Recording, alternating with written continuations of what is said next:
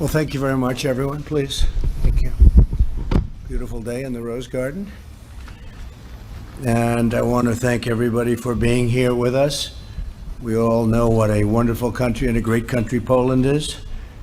And it's my honor to have a friend of mine here, President Duda of Poland, who has done an incredible job. And I do believe he has an election coming up, and I do believe he'll be very successful. So thank you very much, and all of your representatives, thank you very much for being here. This is the third time that we've hosted President Duda. The First Lady and I also cherish our remarkable visit to Poland 3 years ago. That was an amazing event. We had an event because it was a speech, and a lot of people watched that speech, but it was a very historic moment and an important moment for our two countries. The American and Polish people enjoy one of the world's oldest, strongest, and most enduring friendships. Polish patriots battled by our side to secure American independence. American and Polish warriors fought and died together to defeat the Nazis. In World War II, the United States stood shoulder to shoulder with Poland in its courageous struggle against communist oppression. Our bond has been forged in battle, sealed in blood, and strengthened by our shared cultural values. The United States and Poland are united by our firm conviction that Western civilization is advanced, really, and very much advanced. I think I have to add the cause of human progress beyond measure, and that it must be strongly defended and will at all times be strongly defended, and we will defend it together. In our meeting today, President Duda and I reaffirmed the vital alliance between our nations. Last year, we signed 2 joint declarations to increase our security collaboration, and we look forward to signing a defense cooperation agreement. Poland recently purchased 32 brand new state-of-the-art F-35 fighter jets, the best in the world, and Poland is one of only 8 NATO members. The others, some of them haven't done so well in terms of what they're supposed to be paying to NATO. I tell them all the time, and we've gotten them up a lot, but not enough. But Poland is one of only 8 that is current with the money that they are supposed to be paying. That's the 2%. 2% is a very low number, but we have a large number of countries that haven't paid. They're delinquent, let's put it that way. They're delinquent with respect to their dues, the money they're supposed to be paying for defense. So the United States is defending a lot of countries. They're delinquent on what they're supposed to be paying, and I never feel too good about that. But I will say I spoke with the Secretary General, and he said we've done a great job, but I said we haven't done good enough. We haven't done a good enough job. We have secured, though, over $400 billion in new pledged defense spending from NATO members, which is something that no other administration has come even close to. I would say they're off by many, many hundreds of billions of dollars, something the newspaper doesn't like writing about, that the media doesn't like talking about. But we will be only satisfied when all members are paying their fair share. Again, only 8 members plus the United States is paying what is considered a fair share. I also applaud Poland and the Polish people for its devotion to safeguarding their country's borders, very strong borders. And I just left our border, by the way. The wall is moving along rapidly, and our border is about as strong as it's ever been, our southern border. Last year, we were able to add Poland to the visa waiver program, and they wanted that very badly, and we gave it to them because they really deserve it. It's a testament to Poland's vigilant efforts to uphold the rule of law. The United States and Poland have recently signed several long-term contracts for U.S. liquefied natural gas. They're a big purchaser of our energy to enhance Poland's energy security. And we're working to conclude an agreement that would facilitate Poland's development of nuclear energy plants throughout the purchase. They're going to be purchasing with one of our very big, very good companies, technology to do civilian nuclear energy. I want to congratulate Poland for its leadership in the 3 Cs initiative, a crucial energy partnership that will provide a reliable source of energy for Eastern Europe, and it will be free from the threat of foreign extortion. Poland understands foreign extortion very well. The 3 C's initiative relies on fairness, transparency, and mutual benefit. Our nations have also collaborated on protecting our critical infrastructure and technology. That's why we've signed a 5G joint declaration, and Poland is leading the way in Europe by using trusted providers and provider equipment and supply chains for its 5G network, and we're working along with them, and they're using our companies.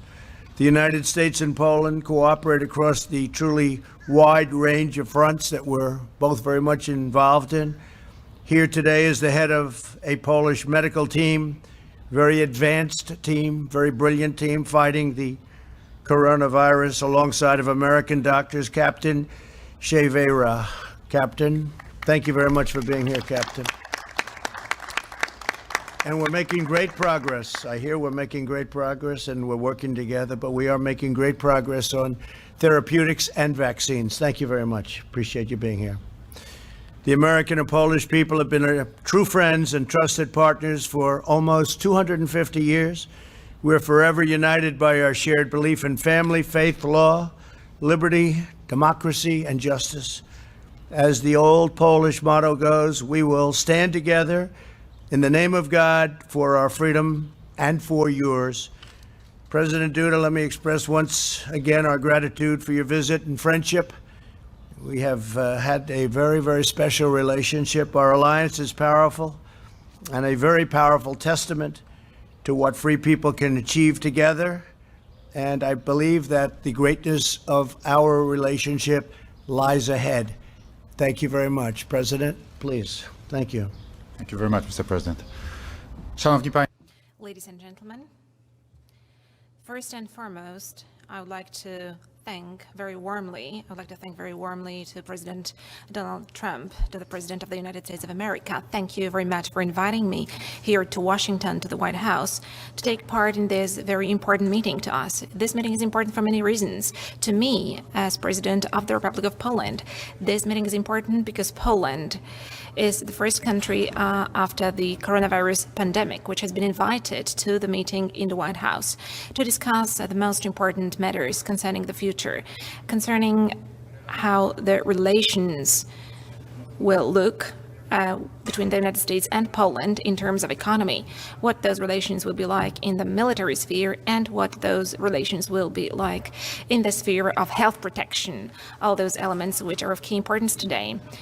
A very big part of our discussions today with Mr. President and our collaborators were dedicated to the coronavirus, to what the situation looks like in Europe and on the global stage as concerns fight against the coronavirus, also in the United States. But first and foremost, we're also thinking about what measures to take in the future. But first and foremost, thank you so much, Mr. President, for your declaration that we are going to cooperate, that also our scientists are going to cooperate and collaborate on conducting research concerning the vaccine and therapy drug against coronavirus, everything that will be conducive to fighting the coronavirus. So I do believe that thanks to this collaboration, those therapeutical medicines will be available also for Poles, for my compatriots, as soon as possible. Thank you so much, President, for that, because all of us know very well how high level of medical research is in the United States. And this declaration and the will of cooperation on part of the United States, on part of the President of the United States, is of crucial importance to us. So thank you very much for that. But ladies and gentlemen, we also discussed the cooperation in the sphere of economy and military. Let me first mention our economic cooperation. As the President has just mentioned, we're developing it both in the sphere of energy, in building energy security. Today we can say that the United States is cooperating in the sphere of creating energy security, not only the energy security of Poland, but also the energy security of Central Europe. The President has just mentioned the 3 C's initiative. Yes, all the investments that are being carried out in Poland today, the extension of the capacity of LNG terminal in Świnoujście, we're increasing its capacity by 2.5 billion cubic meters. We also plan to construct another LNG terminal in the port of Gdańsk. All of that is conducive to being able to receive LNG gas and provide its deliveries not only across Poland, but also for the countries of Central Europe.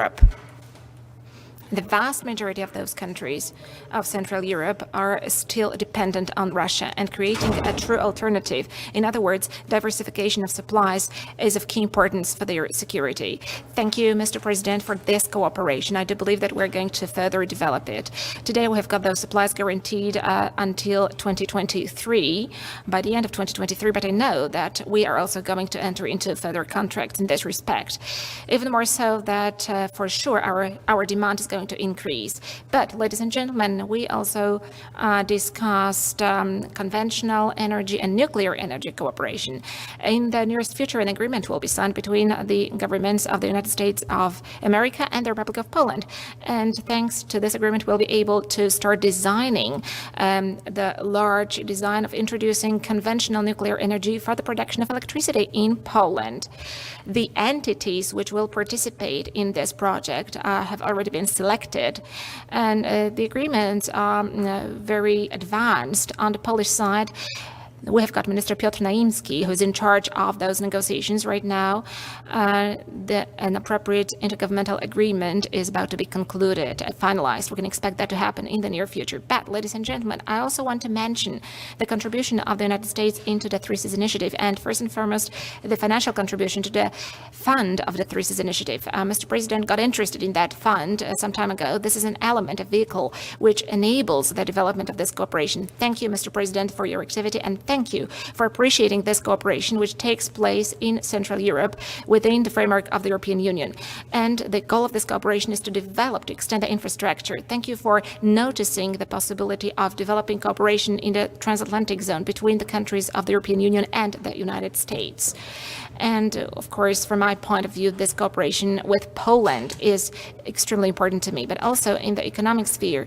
We're speaking about increasing military cooperation between Poland and the United States. It is also of primary importance.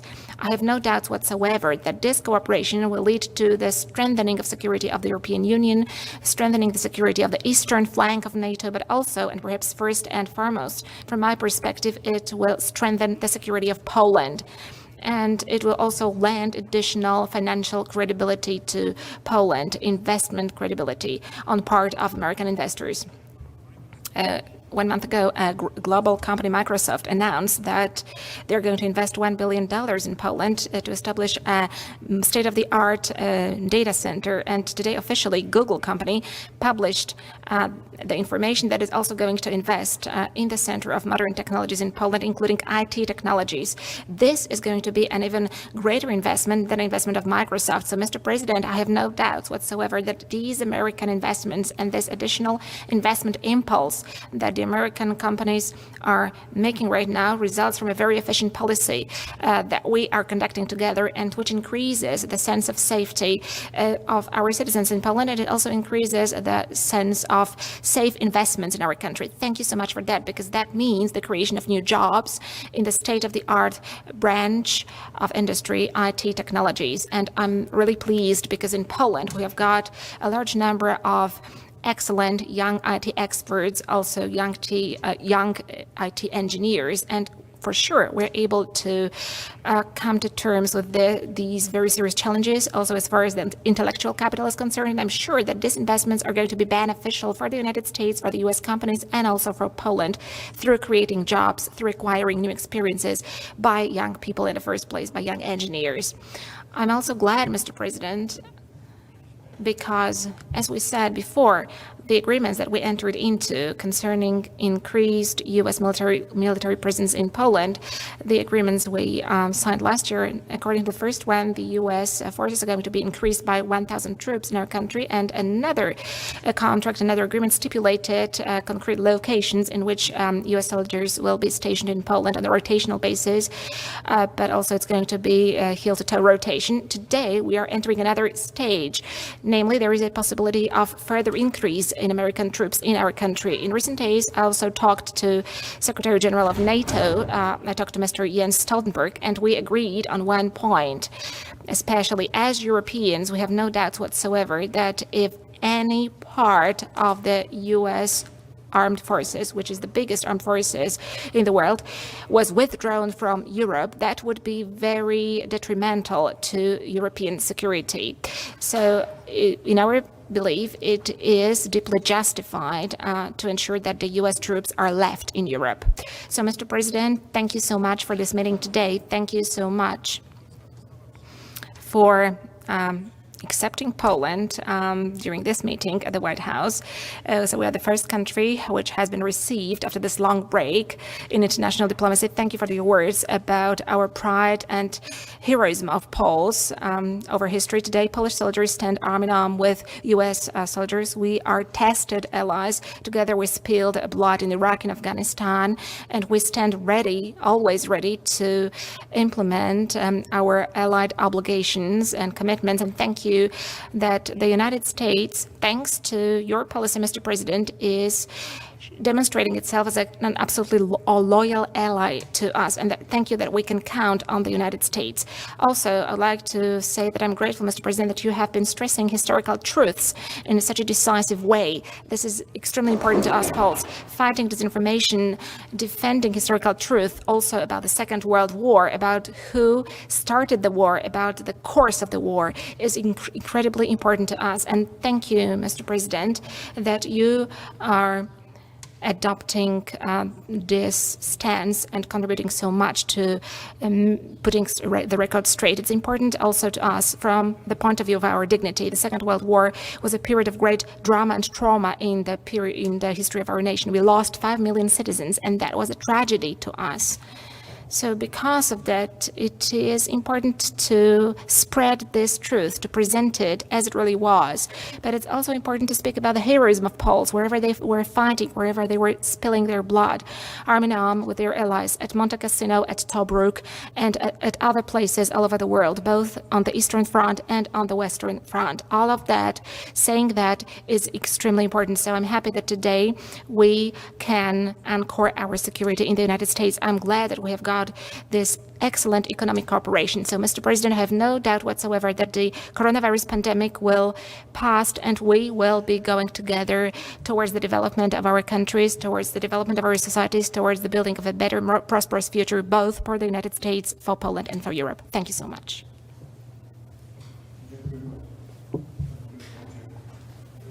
We'll ask one to me and one to the President, and that would be great. Steve Holland, go ahead.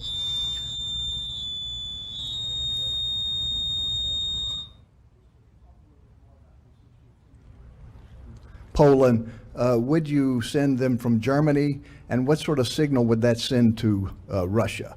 And for President Duda, how do you feel about this, taking some troops out of Germany to go to Poland, and what signal does that send to Russia? Thank you. Well, just to start, as you know, Poland is, as I've said many times, Poland is one of the few countries that are fulfilling their obligations under NATO, in particular their monetary obligations, and they asked us if we would send some additional troops. They're going to pay for that. They'll be paying for the sending of additional troops, and we'll probably be moving them from Germany to Poland. We're going to be reducing Germany very substantially down to about 25,000 troops. We actually had 52,000, but we'll be moving it down to about 25,000. Germany's paying a very small fraction of what they're supposed to be paying. They should be paying 2%, and they're paying a little bit more than 1%, depending on how you calculate. You could also calculate that they're paying less than 1%, but if you assume they're paying 1%, that's a tremendous delinquency. Let's use that word, delinquency. So we're going to be reducing our forces in Germany. Some will be coming home, and some will be going to other places, but Poland would be one of those other places in Europe. Would send to Russia by doing this? I think it sends a very strong signal to Russia, but I think a stronger signal sent to Russia is the fact that Germany is paying Russia billions of dollars to purchase energy from Russia and through the pipeline. And I'm saying, what's that all about? You're spending billions of dollars to Russia, then we're supposed to defend you from Russia. So I think it's a very bad, I think the people of Germany are very unhappy about it. I have many friends from Germany, and the people in Germany are very unhappy about it. They don't like it, but that's what they chose to do. So they're spending billions of dollars to buy Russian energy, and then we're supposed to defend them from Russia. So that doesn't work too well. But Poland has been very, very terrific. In fact, I don't believe Poland is actually accepting any of the energy from the pipeline from Russia. So that sends a signal right there. With all of that being said, we expect to get along with Russia. We expect to get along with everybody. But Germany has, they really owe a lot of money in NATO, and this has been going on for many years. When you add it all up, you're probably getting close to $1 trillion. And that's not treating NATO fairly, but it really isn't treating the United States fairly. You know, the United States is the major participant in NATO. We pay more than anybody else by far, have for many, many years. So we defend Europe, but Europe also takes tremendous advantage of the United States on trade. Advantage like you wouldn't believe. So we're trying to work that out. And I would imagine they'd like to wait till after the election so that maybe they could deal with somebody other than President Trump. But after the election, they'll just have to pay more. But that's the way it is. Okay? Thank you very much, please. Szanowny Sir, first of all,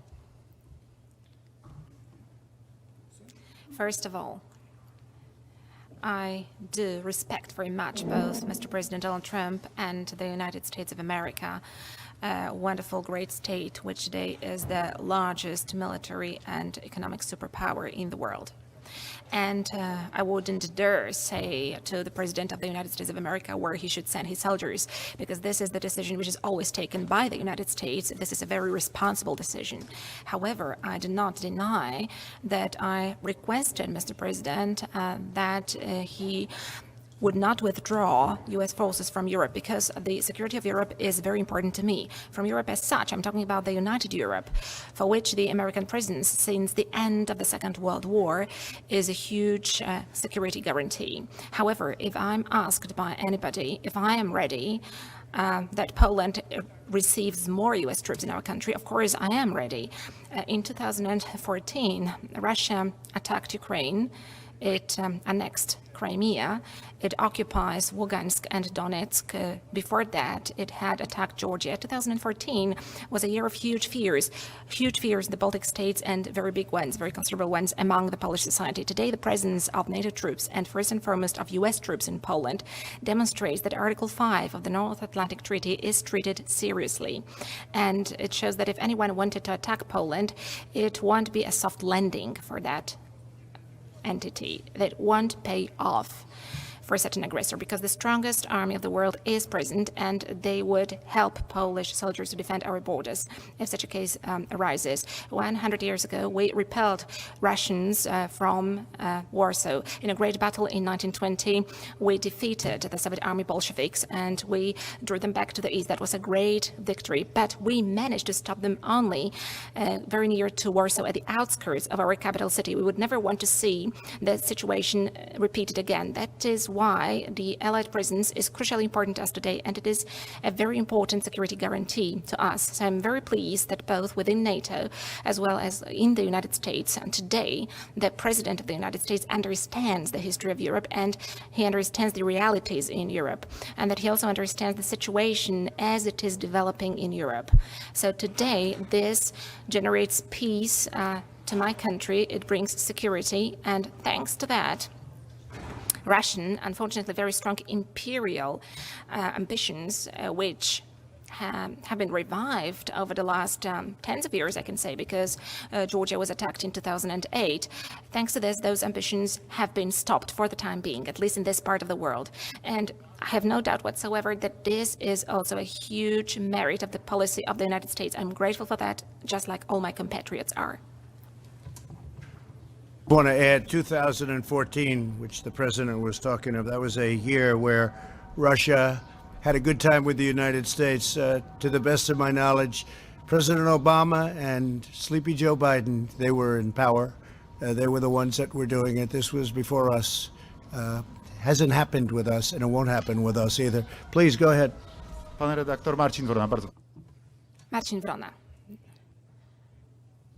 President, you had to cancel your last trip, your last visit to Poland because of the hurricane. Are you planning a new visit to Poland in the near future? And the second question is on COVID. Is there a chance for Poland to participate in the development and early access, both to the vaccine and to the therapeutics? Panie prezydencie, czy jest szansa na to, że podczas tej współpracy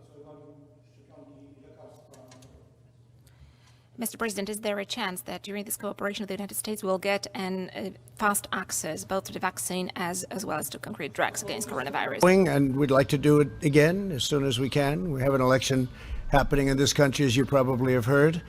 And so I probably won't be able to do it until after the election. But assuming things go well, the answer is a very definite yes, actually.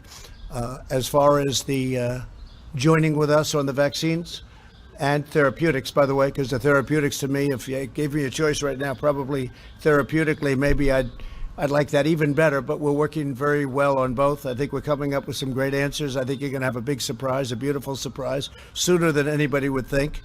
But the answer is yes, we will be getting Poland involved, both in terms of helping, but also in terms of taking care of the Polish people once we have the vaccine. But I think we're going to have it very soon. Okay? Thank you. Panie redaktorze, myślę, Sir, we got involved as a state in the cooperation and also in supporting allies, be it in a symbolic dimension of the United States in the fight against coronavirus. That is why we have here with us today a captain, medical doctor, from Poland. I want to say, yes, of course, I'm working on this obvious assumption that by taking part in the research and also by being, in a certain sense, co-creators of the vaccines and therapeutics, Poles will be able to count on these vaccines and therapeutics to be available for the Poles as soon as possible. So speaking openly, this is also the intention I have in my cooperation with the United States of America to make sure that these vaccines are available to Poles and to other nations wherever they will be applied as soon as possible. Okay. Thank you very much. John, please. This afternoon, the bill on reform in the Senate failed to move forward. It may still see the light of day at some point, but at the moment it's stalled in the Senate. As well, you have an executive order that is coming out later on this week regarding monuments and what to do about people who deface or damage these monuments. Could you tell us what you're planning to do in the executive order and your reaction to what happened in the Senate? Well, the Senate Republicans want very much to pass a bill on police reform. We have total cooperation with many different communities, including the police community. They want it very much to happen themselves because there are things that they agree to that they would like to agree to, and they would love to have it agreed to formally.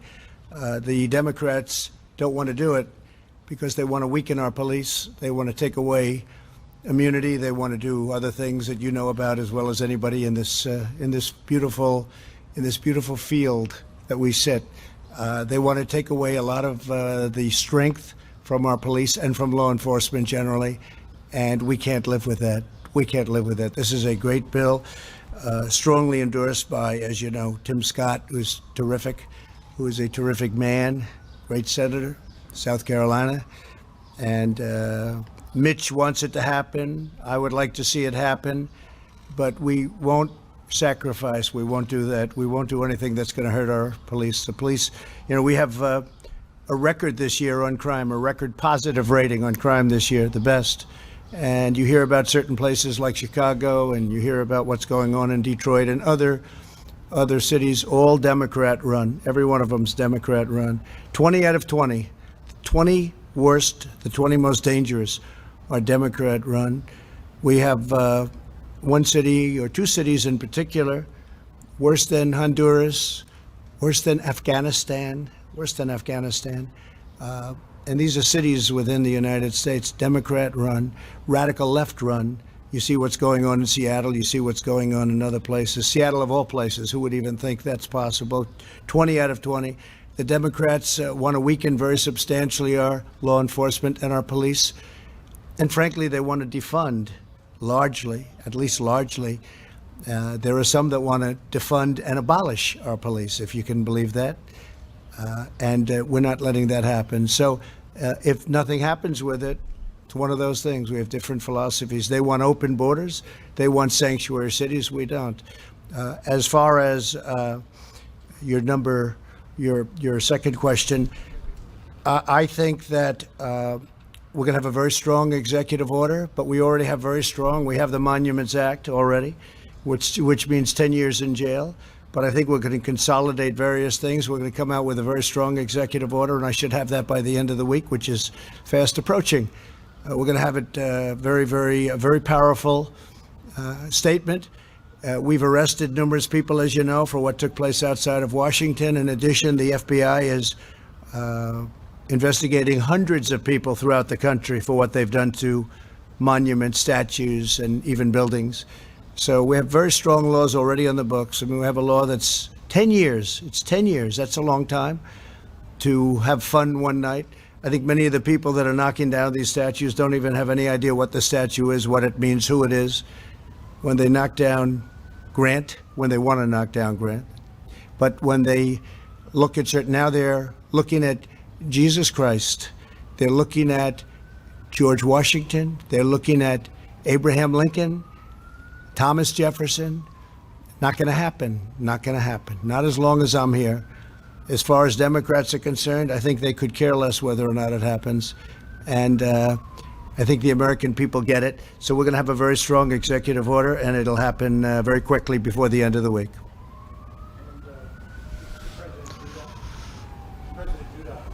We have an election coming up in November. You have an election coming up on Sunday. Some of your critics, who are politicians here in the United States, have criticized this visit to the White House, saying it is tantamount to election interference because it shows a very close relationship between the United States and Poland at a time when you really need it. What do you say to those critics? And Mr. President, feel free to weigh in if you want to. Szanowny panie, przede wszystkim Sir, first of all, let me also follow up on the question that you asked to President Donald Trump. I would like to thank you, Mr. President, because, among others, not a long time ago, the monument to General Tadeusz Kościuszko was devastated. That was the national hero of Poland, but also the national hero of the United States, who was fighting for the independence of the United States. He had great merits. He was also the commander of a Polish uprising, where he was fighting for the independence of Poland. He suffered heavy wounds in Poland, fighting for the independence of our country, and for completely incomprehensible reasons to us, that monument was devastated recently. And thank you so much that it has been renewed so fast, and that made it possible for me to lay flowers at that monument and pay tribute to that great soldier and a great commander. Thank you for that. That was outrageous for a big number of Polish people back in Poland, all of them probably, and for many Polish people living here also in the United States. Polish organizations here in the United States asked me and told me that they would renew that monument. I know that it has already been renewed by the United States. No assistance was needed, so I'm very grateful for that here the monument to Tadeusz Kościuszko stands near the White House, and he looks as he should look, which he has deserved for the merits he laid for the United States and for Poland. So thank you very much for that, Mr. President. And answering to your question, 2 months ago, at the very beginning of the pandemic of coronavirus, we had a lengthy conversation with President Donald Trump. The pandemic disrupted the plans of our cooperation, which we had. And back then, we made an arrangement with Mr. President that we would meet as soon as it would be possible. And this has been implemented. And the fact that this arrangement has been put into force is demonstrated by the visit today. I'm very grateful to Mr. President for inviting me here today. And together with Mr. President, we are implementing our presidential duties. The president is always in charge of his national interests. And this is the task of the president. When the president is acting in the international sphere, this is my sense, and but I also know that also it is a very strong belief of President Donald Trump. The president is supposed to realize the interest of their country. So Mr. President Trump is realizing the interests of his own country, and I'm realizing the interests of Poland. So we are looking for a win-win situation where both parties are the winners, where both parties are able to implement their interests as part of the cooperation which we're implementing. This is the way we act, and in this very moment we are acting on a national level, on the state level. We are just fulfilling our obligations and duties as presidents of our countries, as those who are representing our nations and who want our societies to have as good lives as possible. Thank you very much. Doing very well in Poland. He's doing a terrific job. The people of Poland think the world of him. And by the way, Mrs. Duda, who's a terrific woman who we've gotten to know also through our various travels and meetings. But they think the world of him, and I don't think he needs my help. I'm honored that this is a day that's, I guess, just before your election. I'm honored, but he will do very well with or without us. He's going to have a great success, and Poland is going to continue on. They're doing incredibly well as a country. Okay, please. Thank you very much, Thank Mr. you. President. Best regards to Madame Melania, Thank to you. your wife. Pan redaktor, bardzo proszę, telewizja polska. Polish television. Good morning, Rafał Stańczyk, Polish television. I want to ask about timing of that visit. President Andrzej Duda is the first president, the first international guest in the White House since the lockdown. And today there was a big military parade in Moscow. Can we combine those two facts? Is it kind of proof that America, that Poland is an important partner for America? Can we treat it that we can rely on America in Poland? Thank you. Well, I think you can, and we also are working with Russia right now on an arms treaty, which is a very big thing, nuclear arms specifically, but we're working very much, and I think I can say, Mike, we're doing very well on that. We're two countries that want to see it happen, and we're working on other things with Russia. We have a very good relationship. We have our ambassador over there right now who'll be attending certain festivities, and that's a good thing, and I think that's frankly a good thing for Poland also. Likewise, we're going to be having very important dignitaries at your parade. You're going to be having a very big event soon, and we're going to be, I guess, in August, and we're going to have people representing the United States at a very high level, and that's very important to us also. Okay? Please. Panie redaktor. Sir, I have this feeling and sense that I'm conducting negotiations in Polish matters here in a very experienced and very tough politician, a tough player, I can say, that is President Donald Trump, who is standing strongly and looking to the interests of his country and his citizens. What I'm doing here is I'm representing Polish interests here, and I'm not parading in Moscow. That is all. Thank you very much. Thank you all very much. We will see you soon. Thank you. Thank you very much.